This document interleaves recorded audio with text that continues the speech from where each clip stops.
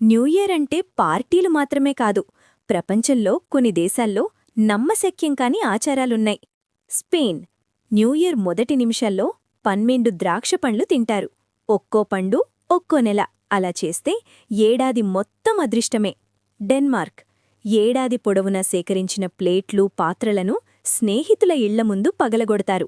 ఎక్కువ పగిలితే ఎక్కువ అదృష్టమంట.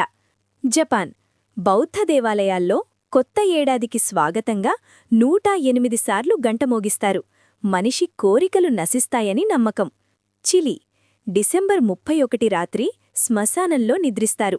చనిపోయిన కుటుంబ సభ్యులతో కొత్త ఏడాదిని స్వాగతించడానికట.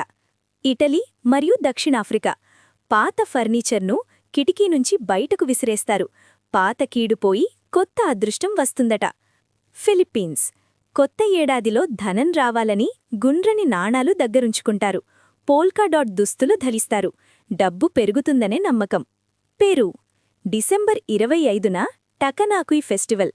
పాత గొడవలు పరిష్కరించుకోడానికి నిజంగానే కొట్టుకుంటారు. కొలంబియా జనవరి 1న సూట్ కేస్తో బయట తిరుగుతారు.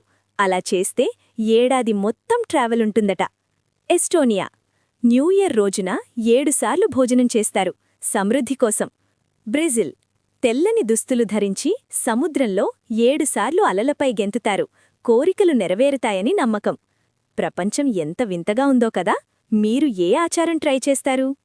ఇలాంటి వింతలు, విశేషాల కోసం ఫాలో లేదా సబ్స్క్రైబ్ చేయండి.